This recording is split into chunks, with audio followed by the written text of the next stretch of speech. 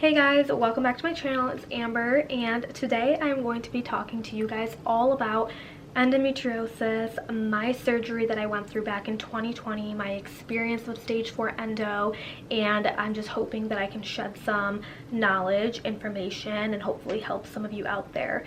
Now, by all means, I am no healthcare professional. I am not claiming that any of this is, proven facts or this is what it is. This is just my story, my experience, what I personally went through, what worked for me, what didn't work for me.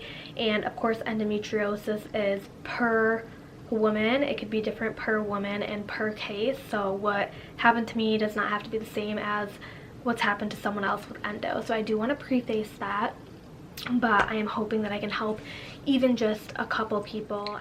I know on Instagram, a lot of you guys have been following me for a while, and you guys followed me through my journey of going through surgery, going through my diagnosis, and I shared a ton on social media back in 2020 when I was dealing with all of this and going through surgery. And I thankfully was blessed to be able to help a lot of women out there actually who didn't know what endometriosis is figure out that they have endometriosis. I've helped them with, referring them to my doctor. I've helped them with learning how to maintain like the pain, how to do certain things that are going to help endo, certain things that you should avoid, certain things that you should do more of, XYZ. So thankfully I've been able to do that for a few women, and I'm hoping that this YouTube video will give some more insight to you guys and also just a little bit more information about my story and also some more in-depth information. So let's get into it. Before I ever went into surgery, I was doing a ton of research online about endometriosis, about the surgery itself and everything. Even my family was, and I couldn't really find any good solid information. I maybe found like one or two videos of people's experiences, but it wasn't anything that was really helpful. So I'm hoping that this video could be something for someone out there who may be dealing with this currently or is interested in knowing about the surgery or what it's like with someone who does have endometriosis, and hopefully this can give you some relief and also just help you through your journey with endo. Okay, the first thing I want to start off with is what is endometriosis. So like the textbook type of definition is basically where the tissue from a specific area of your body goes to different places and basically infects like different organs. Now it doesn't mean like infect, but like affects is what I meant. Affects different organs. So it's basically can cause infections. It can cause organs to shut down. It can cause organs not to function properly. It can cause infertility. It can cause organs to stick together. It can cause like ruptures and pain and just like a bunch of different things. So that's kind of like the textbook version of what endometriosis is. Now, there are different stages to endometriosis. So I personally had stage 4 endo where it went up to my respiratory tract, meaning it was affecting the way that I was breathing and it was affecting my heart. So it can go all the way to your brain, which I believe is stage 5 endometriosis. That is not very common, but it is possible and it's very unfortunate. So the quicker that you figure out that you have endo and treat it and are able to work around it, the better it is. And that's kind of the point I was at in my life, where it was already so severe and I was dealing with so many terrible symptoms that I'm going to go through with you guys here in a minute, that I just had no choice but to do the surgery to get rid of what was already grown inside of me, and then after that treat it. So not everyone needs to have the surgery. Some people can just go straight into treatment and not have to do the surgery because they're not as, like affected internally by it yet. Where me personally, I was really affected by it. It was really taking away from my day-to-day well-being and just functioning as a normal human being. It was very difficult, so I had to do the surgery, and then I've been on treatment ever since, and now it's been almost 5 years later. So yeah. So how did I know that I had endometriosis was actually a very difficult and long journey of even figuring out that I had endometriosis. I didn't know what it was until I found out that I had it. And I think that everything began actually when like I first got my period, which was, I don't remember the exact age, but probably like your teenage years. So around like 14, 15, I remember I did get it kind of later than my friends. So I think it was around like freshman year of high school where I started getting my period, and my cycles were very, very painful, and like I never had a regular period, and I would kind of just like convince myself that the pain that I was dealing with was normal, and that it was normal to literally be like screaming and crying in an excruciating pain during your period. And I felt like it was normal to miss school and to be laying in bed and crying myself to sleep and like things like that. I ended up convincing myself that that was normal, when in reality, yes, it's normal to have cramps, but not to the extent where you literally can't function. As the years went on, it just started getting worse and worse. And I remember around senior year of high school, going into college, I became like super irregular. I would have periods multiple times a month, and then I would end up having to miss periods like for 3-4 months, and it was completely normal. Like my cycle was just never regular, and I just thought that that was normal. So in 2019, I ended up just getting to a point where it got really bad, and I was in excruciating pain, more than just the average like time when I was dealing with my periods. It was like, besides not only when I was on my period, but outside of being on my period, I was in pain. It felt like literally like barbed wire in my organs, and it like being twisted, and like someone stabbing me with a knife, and like literally stabbing me and twisting. That is the definition that I can explain of the pain. And it's like pinching, and it just hurts really bad. And it happened to be a lot more on my right side than my left side. I feel like whenever I experienced the pain, it would always be on my right side. So honestly, for a long time, I did think that it was appendicitis, because I was like, there's no way that there has to be something wrong. There's no way this is just like a normal feeling to be felt. Like there has to be something severe. So I did go to the ER like probably 2 or 3 times, I want to say, in 2019. And if you live in America, you know how that goes. The healthcare system here is just not fun. You go, you wait for hours, they end up misdiagnosing you, which happened to me plenty of times. They told me that I was being over dramatic. They ended up doing some like scans on me. I even had like, I think a CT scan or MRI, and like all those, I don't remember exactly which ones because this was so long ago, but like those scans that they would do in like the tubes and everything, and x-rays as well, and things like that, ultrasounds and everything, all the scans that you can do. And at the time, the ER didn't do an internal ultrasound because they told me they can't do that. They can only do an external one. So they did it from like, you know, the outside of my stomach, but they couldn't do an internal one. And they told me they didn't see anything. They're like, there's nothing there. And then after some more visits and everything, I ended up, some more ER visits, they ended up telling me that I have a cyst in my ovaries. And so I was like, okay, this is probably what the issue is. It's a cyst in my ovaries.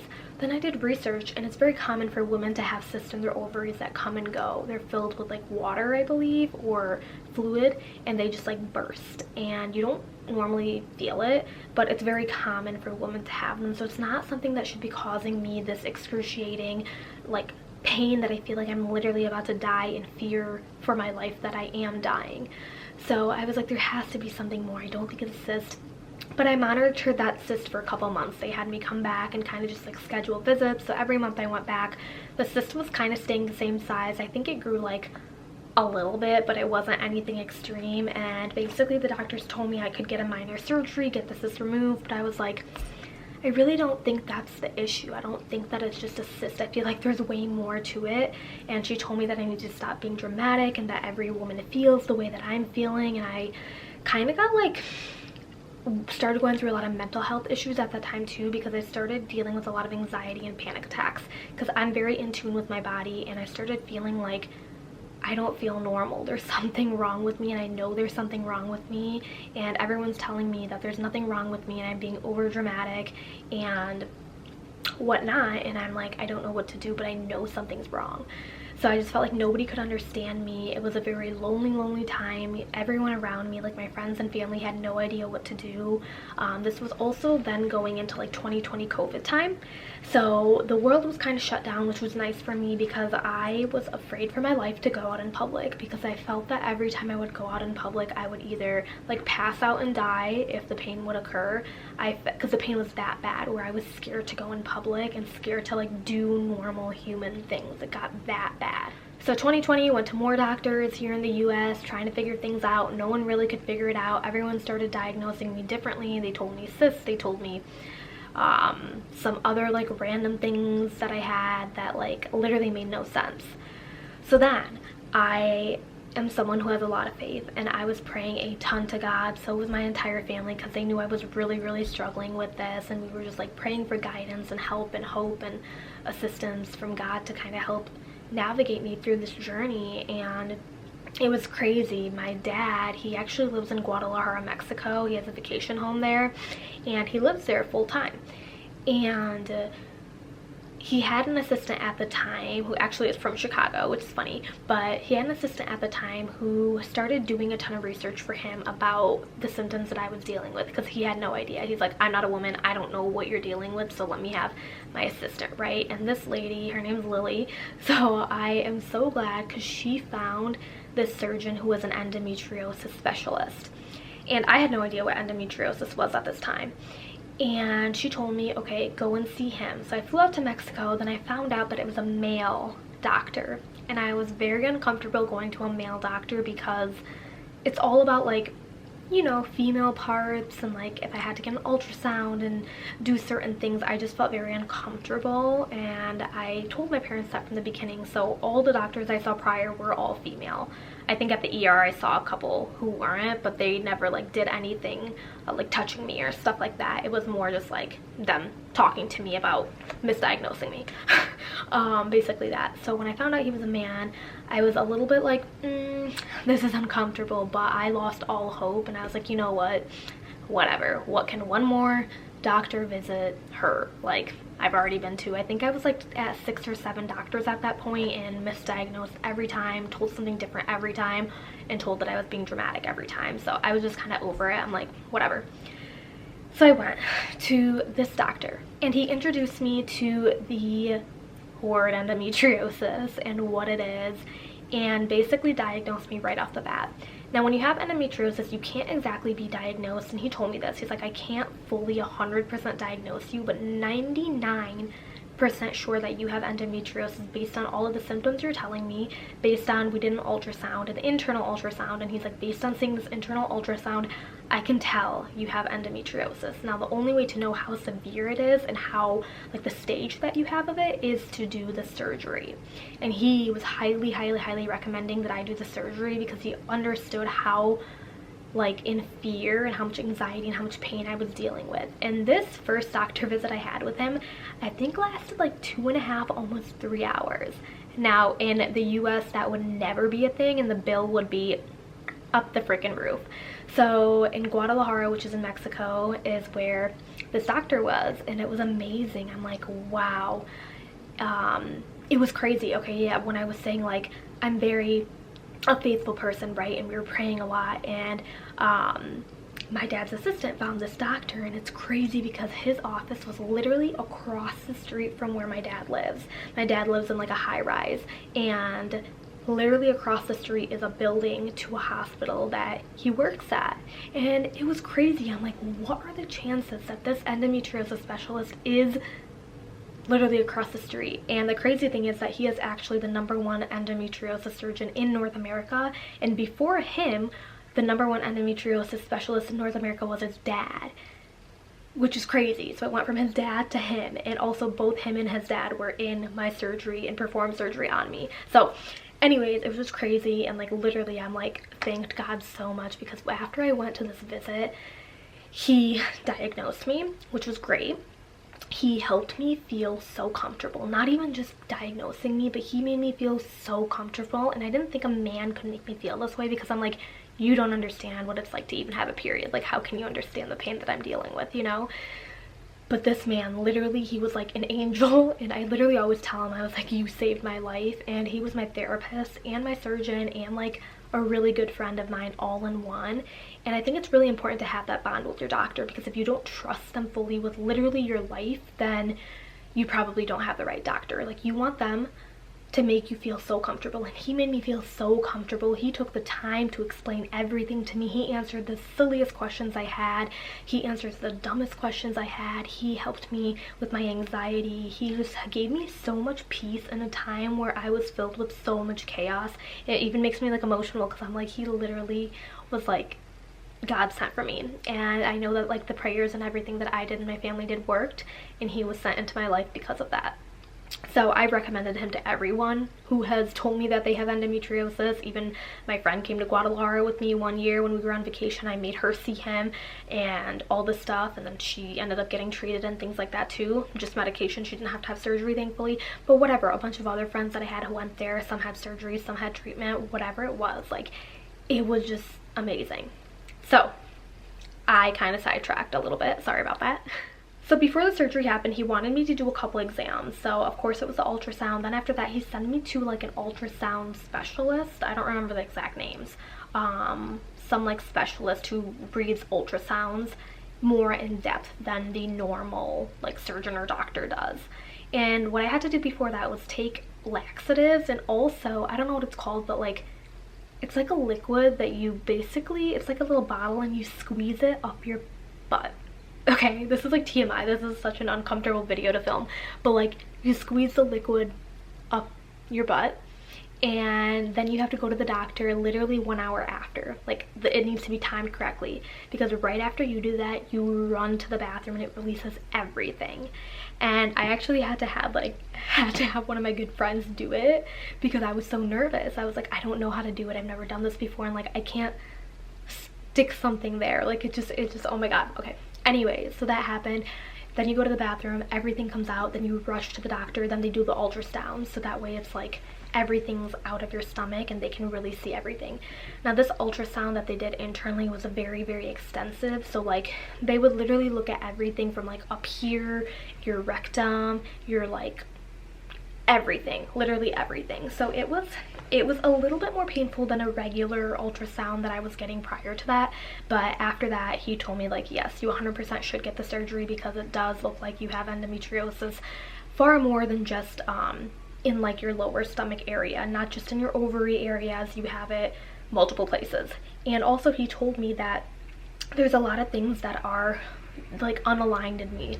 So apparently the endometriosis was sticking my ovaries and my uterus together, so my organs were not functioning properly and everything was stuck together. And it's called chocolate lesions or something like that. I don't remember the full name, but it was like chocolate lesions. I'm pretty sure that's the word, is what the surgeons and the doctors were saying, that it literally, the endometriosis is little bit of black dots that go all throughout your body, and it's sticky. It's like sticky, like marshmallow, kind of like, that's kind of how you describe it, like marshmallowy. And it sticks your organs together, and it can cause them to not function properly, and also it can cause like, it can kill your organs basically, the functions of your organs. So my organs were like all tied up together and like squished and like all like jumbled when they should have room. Okay, so that happened. Now, to talk about the surgery, this was happening during COVID time, so it was a crazy time, but also probably the best time to have the surgery, and also the best place to have the surgery in Mexico, in sunshine, which was amazing. So I ended up having the laparoscopy surgery. So what they basically did was they put 4 incisions in me. So one was in my belly button, which I believe was the camera, and then they had one like in my lower pelvic bone, I think, and then like 2 on the side right here. So if I can show you guys, like 1 here in my stomach, and then 2 like on the sides here, and then 1 like really low here, if that makes sense. And a lot of the times they say that doing these surgeries can leave bad scars, but my surgeon's just like, I praise him. He's just so amazing that my scars, I do have little tiny ones, but it's like in my bikini line, so literally like if I'm wearing a bikini, you can't see the scars. And the one in my belly button, you can't see it either. So they were done very, very like precisely, and they look like perfect, and I was worried about that. But honestly, not at all anything to be worried about. They're so unnoticeable, and honestly, like, the least of the problem was the scarring at all. So with the laparoscopy surgery, basically they fill you up with gas, so that way your stomach is like super, super big, and they have room to like do the stuff, and also room to see everything in a more like blown up version. So my stomach was like blown up.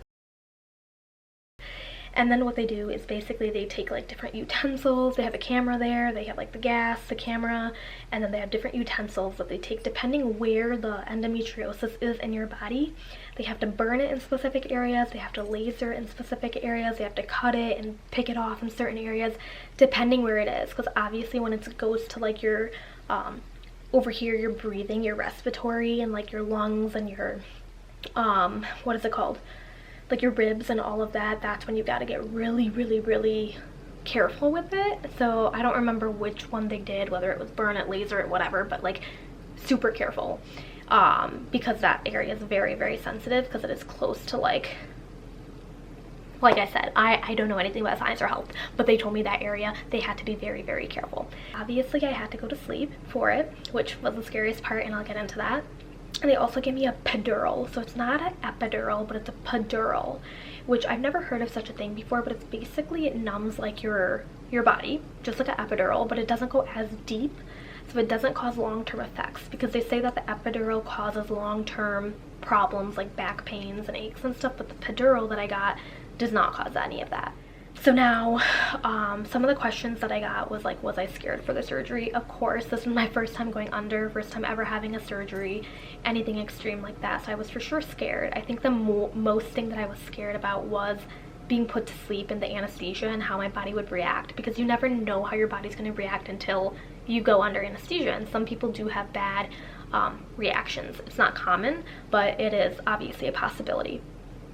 Thankfully everything worked out great for me. I remember being taken into the surgery room, and like they basically like they take you in the stretcher, then they put you in, this is at least how it was for me, they put you in this, like they open up a steel door and the other side's closed, they put you in there, close it, then on the other side they open it, they open you up, and then you're in the surgery room. I think it's to like avoid what is it called, like bacteria and things like that from getting into the surgery room. They keep it very clean and stuff like that, you know. Right when I got in the surgery room, I was bursting crying because I was so scared to go under. I trusted my surgeon and the team and all of that. I knew that what he said he was going to do was going to happen. And also, something that I'm not really supposed to say, since the surgery was in Mexico, I was very afraid. I told him, what if they take my organs? What if, like, I don't know what's gonna happen? He's like, we have a recording, don't worry, we'll record all of it for you. And I was like, I don't know if I trust a recording.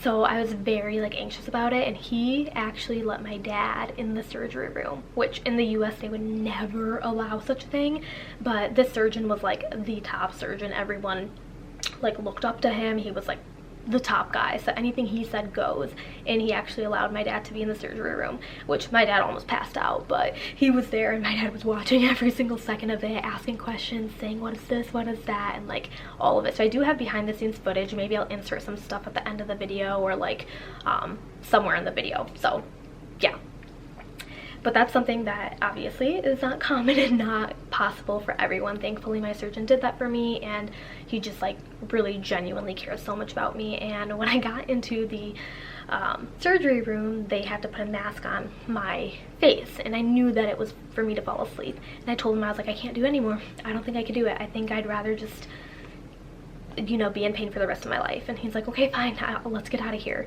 And I was like, okay, let's do it. And then he's like, just keep it here, like don't show them. So I kept it here, and then that's like the last conversation I heard. Obviously I had IVs and me, and like the anesthesia in the back, whatever they were doing behind me, they were doing, and I knocked out, and that was the last conversation that I remember having. He told me we're gonna escape and we're gonna leave. And then I was under. And the surgery was supposed to be around, I think, 1.5 hours to 2 hours, and it actually ended up being 8 hours with multiple surgeries in one. So the reason that it was so long was because there were a lot of things that happened. There weren't complications, but I had way more endometriosis.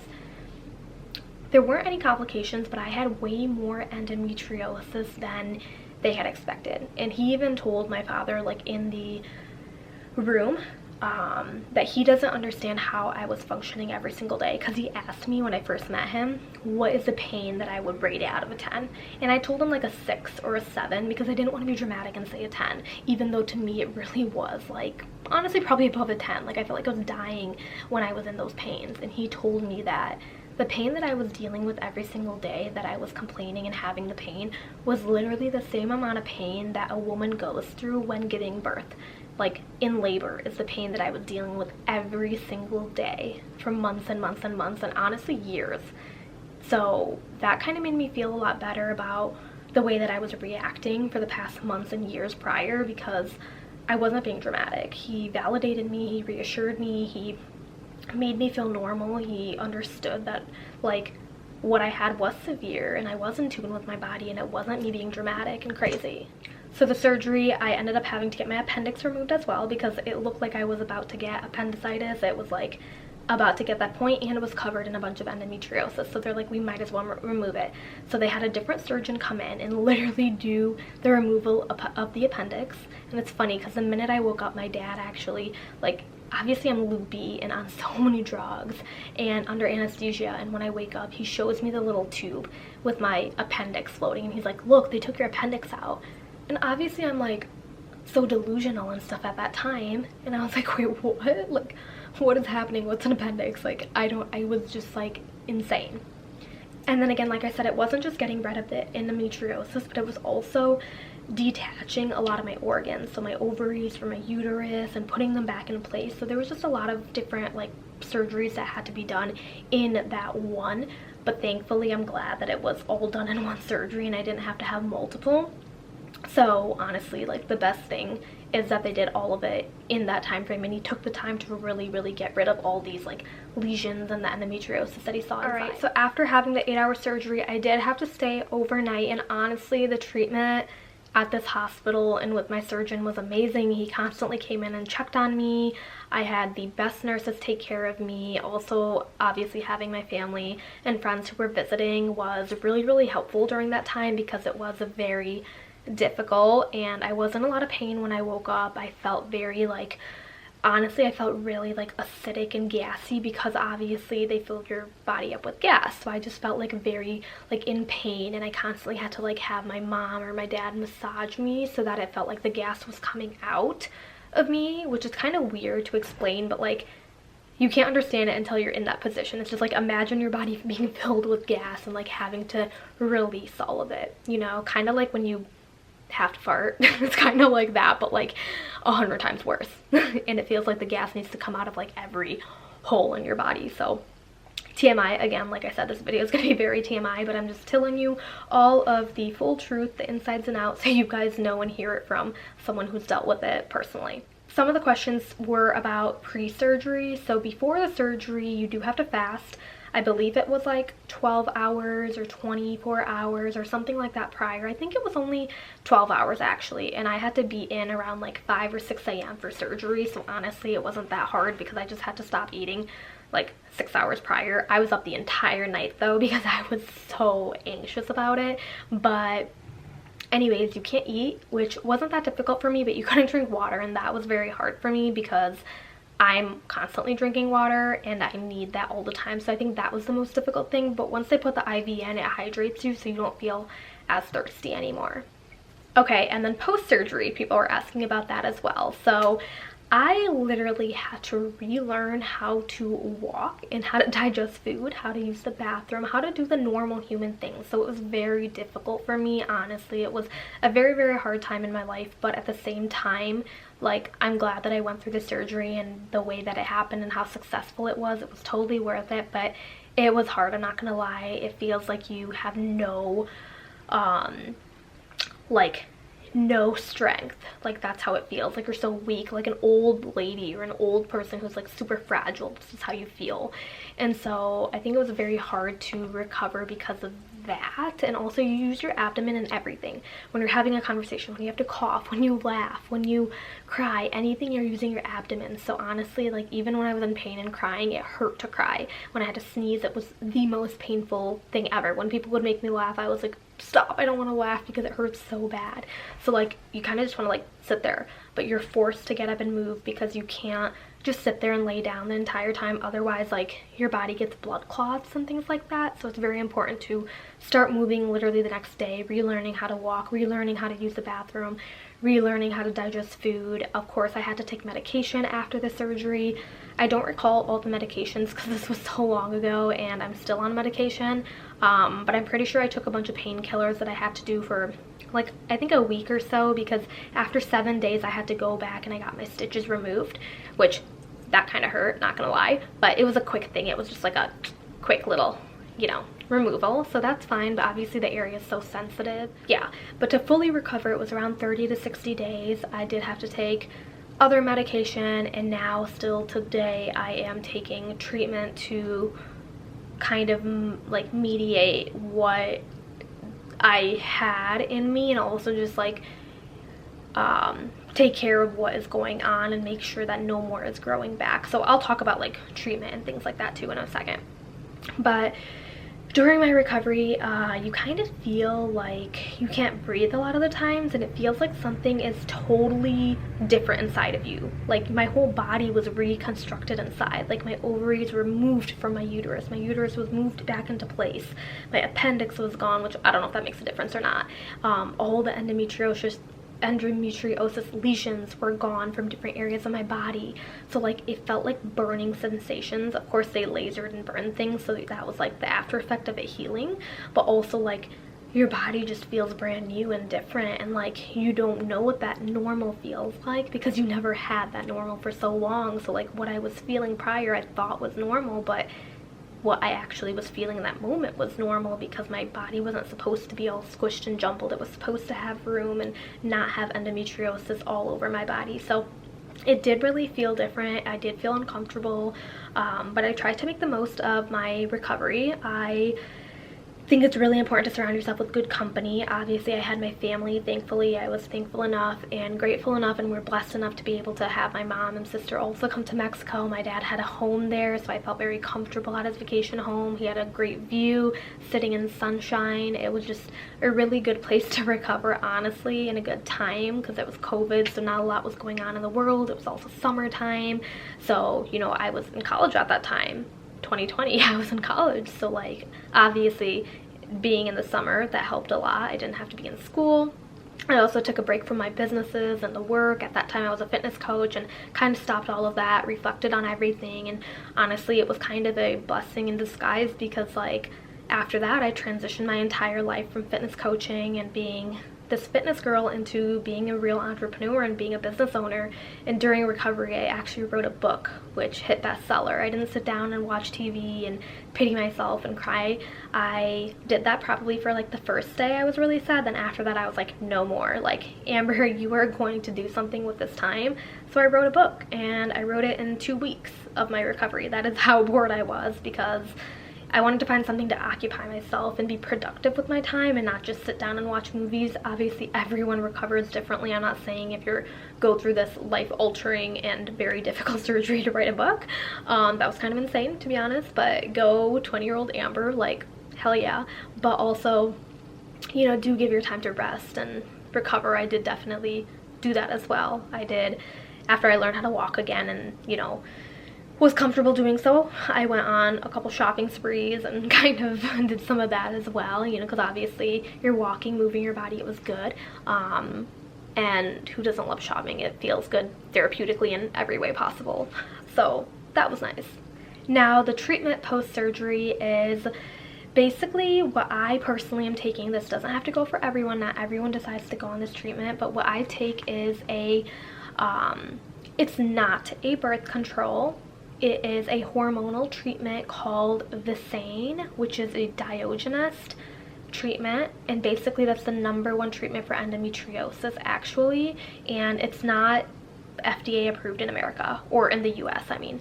So I actually get batches of it and bring it from Mexico to the US. And thankfully I'm fortunate enough and so blessed to have obviously a dad who lives in Mexico who can bring my medication, and I go there very frequently, and I have the ability thankfully to go there, visit my doctor, and get my medication. So I just get like batches of it, and it's very easy to get the medication there, where here it's not as simple, and you know, kind of have to go through all this chaos to do it. I don't even want to talk about the US healthcare system. I just like am not a fan at all, even though my sister is in medical school currently to become a doctor, but whatever, she's about to be a foot doctor, so I guess it's different.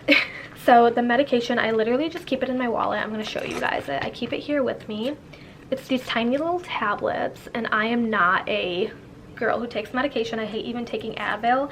These are very easy to swallow, so this helped me. I take this every single day at the same time, kind of like how you would with birth control, but again, it is not birth control. I can still get pregnant on this medication, but it is not recommended. My doctor told me if I'm trying to get pregnant, I should not be on this medication because it can cause like issues, and I believe it's called like an ectopic pregnancy, so your baby wouldn't survive, but you can still get pregnant, where on birth control you just don't get pregnant. This you can, but it's not safe to do so.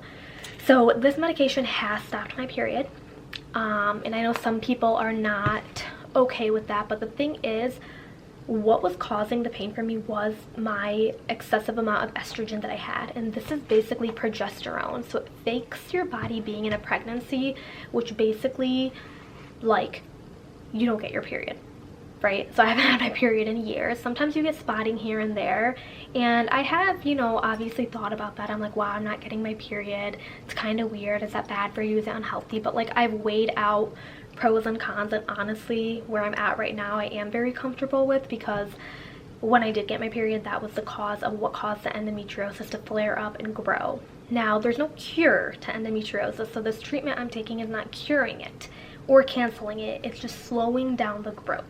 So the growth in me is still happening. For endometriosis, anyone who has endometriosis, there's no cure until after you hit menopause and your hormones change and things like that. So, and like you're not able to have kids anymore, so then after that, like, it changes everything. But anyways, or something like that. And I'm not gonna lie, it's been pretty great, honestly. Like, not having to worry about anything I wear, not having to worry about what time of the month is this gonna happen, not having to track things, not having, like, it's just been a blessing to me, and honestly, I'm super grateful for it. Obviously, getting older and now being 24 and turning 25 this year, I have thought about getting off the medication because your body needs to adjust again. But obviously, I do have to have a consultation with my doctor and talk to him, which I'm planning to do this year. But for now, I've been on the medication for 4+ years. Right after surgery, started going on it, almost 5 years now, and I have nothing bad to say about it. It's helped me tremendously. I was super against medication, super against it, and now it's like I can't imagine my life without it, which is kind of scary, but also it's just been really good for me. And the pain that I was dealing with, I would take having to take a medication every day over that pain, to be honest. Also, I have gotten the question, like, were the results good and would I do the surgery again? 100% yes, I would do the surgery again. If you're able to function normally after the crap that I went through, and I have a really high pain tolerance, like a high pain tolerance. So when I say I'm in pain, like, people know there's a problem. They're like, there's a problem, because I can handle pain. Like, I really can, physical pain. And yeah, I feel like being able to function normally has been the greatest thing. I'm not worried about going out. I'm not worried about things that I was worried about for so long, and it's not destroying the quality of my life anymore. I feel like I gained that back, and I'm super happy about it. Of course, I do still have flare-ups because there is no cure to endometriosis. It's not gone, it's still growing. I actually had a flare-up like a week ago, and it was probably the worst flare-up I've had in about a year, because I don't remember the last flare-up I had. I think I had one in August, but it only lasted like 12 hours-ish. Usually they don't last more than 24 hours, and it's something that spikes it, whether it's food, stress, things like that. This just came out of nowhere, but I'm pretty sure that it was stress. Usually stress is like the biggest cause of a flare-up, and I do get those occasionally, but I would take having 1 or 2 flare-ups a year over having it every single day of my life. So honestly, I'm not complaining. Of course, it's hard and difficult, but it makes you, again, like super grateful for not feeling that pain every single day. And it shocks me that little Amber had to like go through that pain, and every time I get those flare-ups, I'm like, how did I deal with this? Like it baffles me, but it is what it is, and thankfully things are so much better now. So 100% I would do the surgery again if I needed to. And they do say when you have endometriosis, you'll probably have to get the surgery multiple times, especially in a case like mine where I did have stage 4. It was all the way to respiratory tract. It is, you know, common for someone my age to have to, because it's not common for someone my age to have it this severe, is what my surgeon said. Like, being how young I was, around 20 years old, having that much was super severe. So of course, like, the older I get, of course it's going to grow back, especially if I get off medication. But hormones change, things happen. If pregnancy occurs, and if that's what God wills for me in the future once I get married and stuff, then that can also change my hormones and the outcome of certain things. So I'm kind of taking it day by day and not stressing, and just giving it to God, and just being super thankful that I'm where I'm at today with the endometriosis journey. So what I recommend after basically having the surgery or getting treatment is checkups. You know, it's very normal to do that. I actually haven't gotten a checkup in 2 years, which is probably a little too long-winded, so I am planning on doing it this year. I have to, probably in the next couple of months. I will be going to Mexico to get a checkup. It's just a little bit difficult because I have to go all the way out of a country, book a flight ticket, make sure that my surgeon is available and everything. Where here in the US it'd be a little bit easier to kind of just schedule a doctor visit, but I don't really trust any of my doctors here. I think when you found a doctor that you trust fully with your life, and you trust so much with the thing that you're dealing with, to stick to that doctor. So I'm, again, super grateful that I'm able to even have the opportunity to go to Mexico, have a dad who has a house in Mexico, and have a surgeon who, you know, is so great and helpful to me and will make time for me literally whenever, which is so amazing. Maintaining with healthy habits is really important, making sure you're eating healthy. I know certain foods spike endo flare-ups for me, like coffee. I try to stay away from that because it does cause me to have like endo pains. Now, endo pains is different than a normal stomach ache. It's not like, oh, my stomach hurts and I feel bloated and I have to go to the bathroom, things like that. It's not at all like that. Endo pains are a different type of pain that is very hard to explain, but if you have it, you know, because it's not a normal stomach ache, it's not normal period cramps, it's something completely different. Like, basically feels like contractions and you giving labor, and like barbed wire, like I mentioned, and like you being stabbed with a knife and it being twisted. That's how to explain it. And again, everyone's journey is different, and my experience, my symptoms, my process, everything that I'm dealing with is completely different.